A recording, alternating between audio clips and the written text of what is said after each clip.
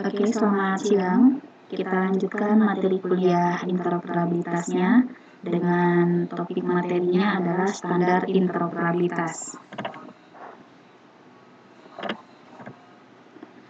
Berikut adalah capaian pembelajaran yang nantinya adik-adik dapat peroleh setelah mempelajari materi ini, yaitu diharapkan nanti adik-adik dapat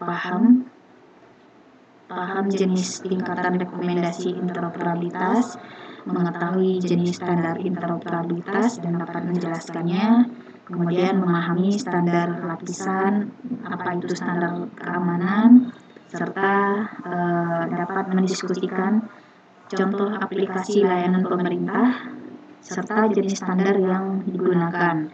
Terkait dengan poin 4 ini nantinya berkaitan dengan tugas besar yang akan dikumpul di akhir semester.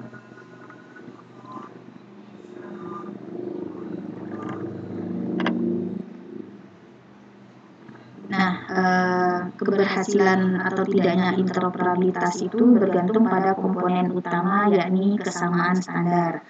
Dan ya, tentunya selain kesamaan standar, adanya kerjasama antar instansi ya. Untuk kesamaan standar di sini nanti akan ada atau terdapat atau ditemukan pada tingkat teknis dan non-teknis. Nah, standar tersebut dikelompokkan berdasarkan jenisnya dan kapan standar tersebut digunakan. Konsep pengelompokan ini selanjutnya disebut dengan nama lapisan. Hal ini dilakukan untuk mempermudah pihak-pihak yang terkait seperti pegawai pemerintah atau pengembang aplikasi atau developer untuk bisa mencari tahu dan mempelajari standar mana yang harus mereka ikuti untuk membuat suatu aplikasi atau sistem. Di Indonesia sendiri, penetapan standar mengacu pada peraturan pemerintah pasal 22 dan 23 yaitu PP 82 tahun 2012, di mana peraturan pemerintah ini menjadi landasan hukum dalam penerapan interoperabilitas.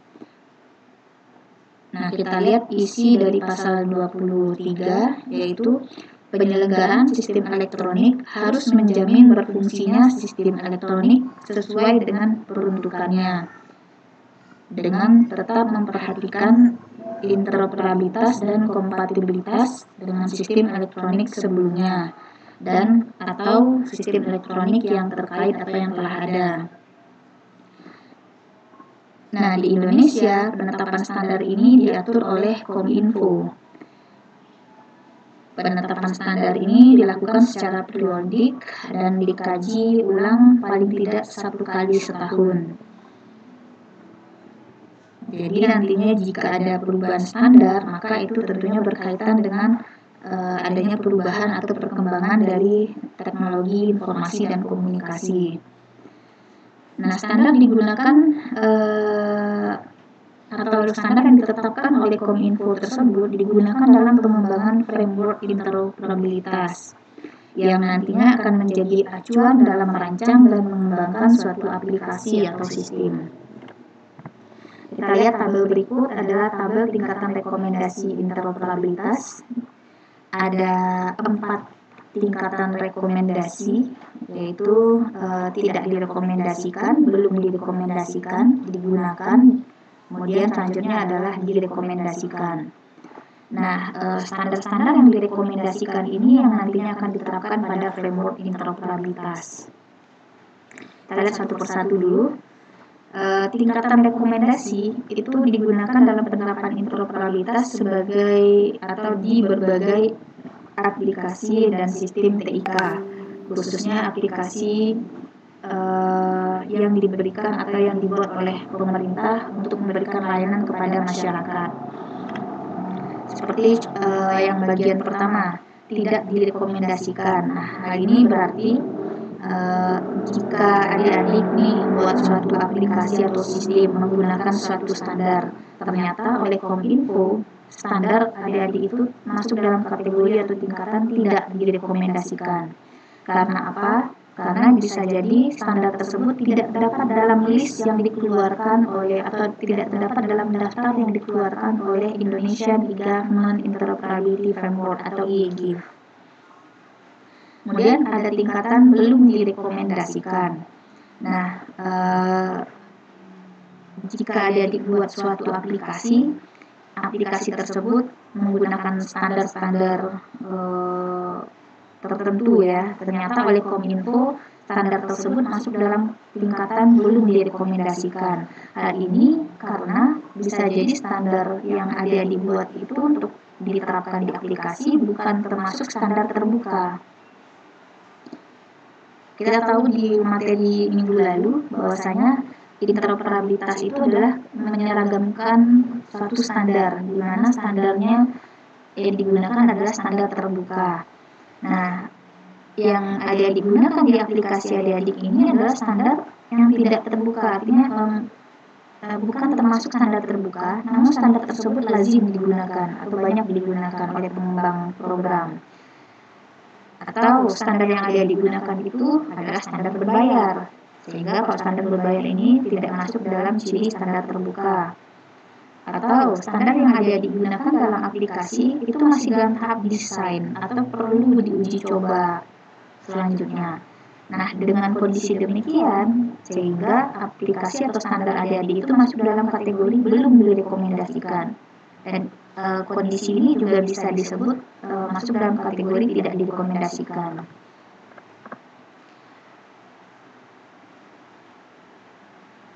Nah, bagaimana dengan tingkatan digunakan? Standar untuk tingkatan ini sudah digunakan dan sudah terbukti sejak lama, sehingga dapat langsung digunakan. Ada beberapa kondisi nantinya di mana standar ini dapat digantikan dengan standar lain atau standar versi terbaru. Nah, kemudian untuk tingkatan direkomendasikan, maksudnya adalah standar yang ada digunakan dalam merancang aplikasi atau sistem merupakan standar yang sedang dikembangkan namun sudah cukup banyak digunakan oleh banyak pihak. Jadi intinya standar tersebut bukan standar baru ya, namun telah ada pengembangan dari standar-standar sebelumnya. Standar ini sebaiknya akan dapat menjadi acuan bagi standar utama karena mengingat adanya novelty, adanya ability, adanya life cycle dari standar tersebut. Nah, rekomendasi ini saya ambil dari referensi kerangka kerja interoperabilitas E-Gov Indonesia oleh Kominfo tahun 2013 halaman 39, yang mana e-booknya sudah saya berikan upload di Edmodo. Silakan nanti adik-adik baca sendiri ya. Nah, berikut berkaitan dengan standar apa saja yang ditetapkan oleh Kominfo. Ada kurang lebih 4 standar. Pertama, standar lapisan jaringan. Kemudian nanti ada standar penyimpanan dan representasi data. Kemudian ada standar lapisan penemuan, pencarian dan web service, dan standar keamanan. Kita lihat satu persatu dulu. Untuk standar lapisan jaringan. Nah, standar ini adalah standar terpenting dalam interoperabilitas. Dia berisi rekomendasi standar yang dapat digunakan dalam pengiriman data, direktori jaringan, transfer berkas, pengiriman surel, dan menyamakan waktu dalam jaringan. Contohnya, ini teman-teman sudah familiar dengan istilah TCP/IP, dengan IP versi 6, kemudian HTTP, kemudian ada lagi SMTP, ada IMAP, POP3, ada NTP4. Nah, penjelasan detailnya itu nanti teman-teman dapat baca di pedoman PDF halaman 39 sampai dengan 46. Kemudian standar lapisan penyimpanan dan representasi data. Nah, kesamaan standar dalam data itu sangat penting untuk penerapan interoperabilitas. Interoperabilitas akan jauh dari kondisi ideal. Ya, bahwasanya di materi sebelumnya yang kita harapkan itu adalah interoperabilitas untuk kondisi ideal. Nah, interoperabilitas akan jauh dari kondisi ideal jika akses terhadap datanya itu dibuka, namun data tersebut tidak dapat dibaca oleh aplikasi lain. Nah, di standar lapisan penyimpanan dan representasi data ini berisi rekomendasi standar yang dapat digunakan untuk pengkodean data, penyimpanan data, format berkas secara umum, kemudian format berkas multimedia, dan yang terakhir adalah kompresi dan pengarsipan berkas. Ini contohnya di sini seperti adanya CSV ya, CSV, kemudian HTML5, kemudian ada JavaScript, ada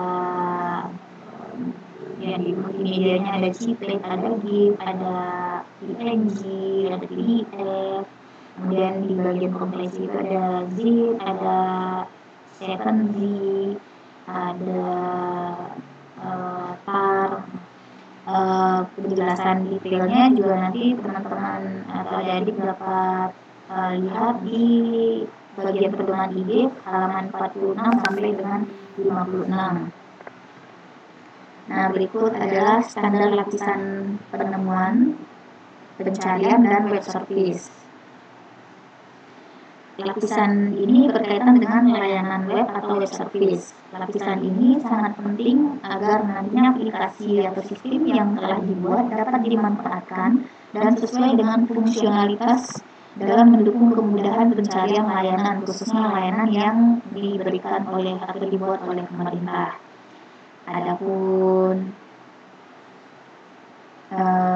detail dari standar lapisan penemuan ini dapat dilihat nanti pada buku pedoman e-government-nya halaman 58 kalau tidak salah ya, halaman 58. Nah, selanjutnya standar keamanan. Nah, standar keamanan ini dibuat karena adanya kebutuhan akan standar keamanan terkini. Jadi dia berisi rekomendasi standar keamanan untuk menjamin keamanan dalam menentukan siapa sih yang berhak menerima data, kemudian mengakses data dan mengirim data antar sistem. Nah, isu penting dalam interoperabilitas adalah masalah keamanan data. Sehingga lapisan keamanan ini sangat penting untuk menjamin bahwa setiap sistem yang terhubung akan menerima data sesuai haknya masing-masing. Mengingat interoperabilitas yaitu mempercepat akses, tujuannya itu mempercepat akses untuk berbagi informasi. Tentunya dalam penerapannya setiap informasi yang dibagi tidak jatuh kepada pihak yang tidak bertanggung jawab. Nah, sehingga dari sisi keamanan data ini sendiri kita bisa lihat ada dua sisi. Jadi keamanan data itu dapat dilihat dari dua sisi. Yang pertama bagi pemilik data, yakni bagaimana keamanan data tersebut selama dikirim hingga data tersebut sampai diterima oleh orang yang berhak yang dapat menggunakan data tersebut. Kemudian dari sisi pengguna, yakni validitas data yang diperoleh, apakah data tersebut valid atau tidak ya, apakah data tersebut asli, yang diterima itu adalah data asli atau data yang telah dibuat salinannya oleh pembajak jaringan. Nah, kemudian standar keamanan ini mengacu pada 4 tingkatan rekomendasi interoperabilitas, yaitu apa saja kategorinya, ada tidak direkomendasikan, belum direkomendasikan, digunakan, dan direkomendasikan. Nah, selanjutnya, isu keamanan data berkaitan dengan tingkat kepercayaan, sehingga standar yang digunakan berkaitan dengan keamanan pengiriman data hingga web service-nya. Nah, adapun standar pada lapisan keamanan itu terdiri dari 3, standar untuk keamanan pengiriman data, standar untuk keamanan pengiriman surat elektronik, standar untuk keamanan layanan web atau web service. Nah, standar ini dapat ada dibaca di buku pedoman Inggrisnya halaman 64. Nah, berikut kesimpulan dari materi hari ini, bahwasanya penerapan interoperabilitas itu melibatkan banyak aspek. Jadi ada aspek proses bisnis, ada kebijakan hukum, birokrasi, keterbukaan data, dan aspek teknis.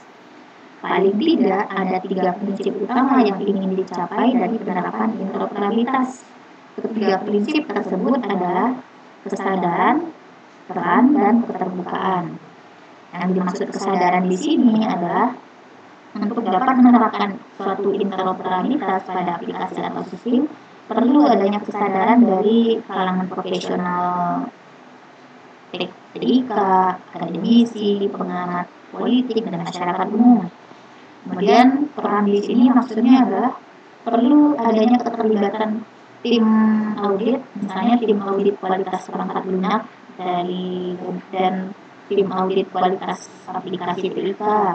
Kemudian tim audit dari badan publikasi dan koordinasi setiap lembaga, instansi, organisasi dalam penerapan interoperabilitas. Nah, selanjutnya keterbukaan. Maksudnya adalah interoperabilitas ini kan sangat erat ya hubungannya dengan keterbukaan data yang dimiliki oleh suatu lembaga atau instansi atau organisasi. Nah, data tersebut merupakan sesuatu yang sangat sensitif, sehingga perlu adanya kesepakatan.